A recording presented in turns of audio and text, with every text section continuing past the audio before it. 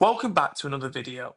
We previously spoke about the biopsychosocial model and its key role it plays in an athlete's talent development. In this video, I want to move on to another subject, yet the previous topic may still appear at different points due to its importance. I want to discuss specialization, which is defined by McGowan et al. 2020 as intensive participation in one sport all year round at the exclusion of other sports. And this definition can be progressed to early specialization if the practice commences prior to the age of 13. First, we can take a look at the reasons why specialization is so common within sport. Football being prevalent in its usage, identifying talent at young ages and specialising them in football, likely done due to the economic competition and the magnitude of sums that can be collected by a club if they can produce a top talent. Leach and Szymanski 2015 supports this, suggesting some owners of football clubs were motivated primarily by profit. This can be seen year on year, from Caicedo moving from Brighton to Chelsea for 115 million, or Mason Mount, a Cobham Academy graduate, moving to Manchester United for 55 million, providing Chelsea with pure profit on the development of Mason Mount.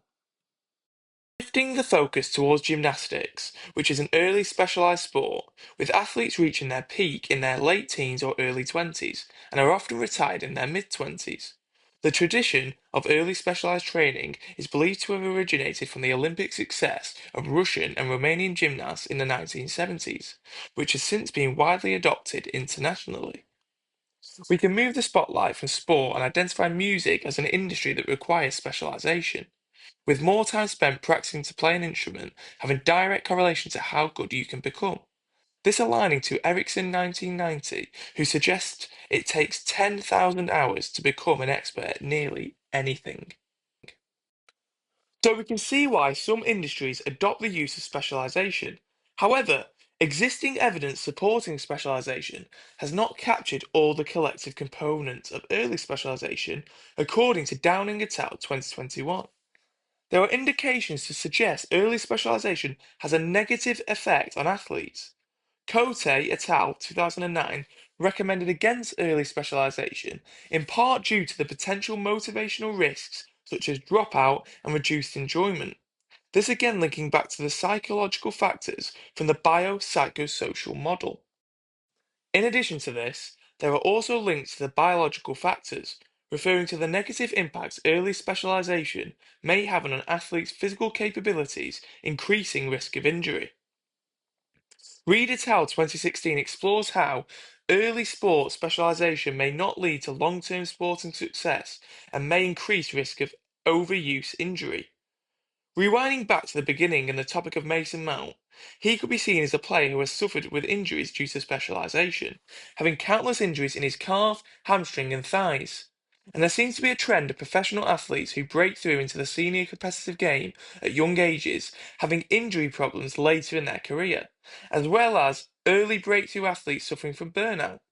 Athletes such as Wayne Rooney, Michael Owen, Andy Murray and Dele Alli coming to mind. The first three suffering from injury or physical deterioration, and the latter battling struggles with psychological burnout. Early diversification is seen by many as something that should be prioritised rather than specialisation.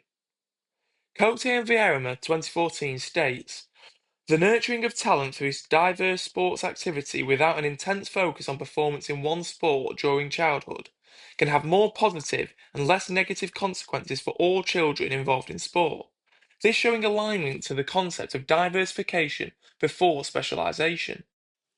Early diversification will provide a more complete, well-rounded athlete rather than experts in one field. A model that could be used to support diversification is the Athletic Skills Model, also known as the ASM model. This is a practical framework to allow for versatile movement skills and sports activity. This can create opportunity for talent transfer. Both topics I will be doing a follow-up video on to discuss in further detail, having great relevance to what we have discussed today around specialisation. Thank you again for watching this video,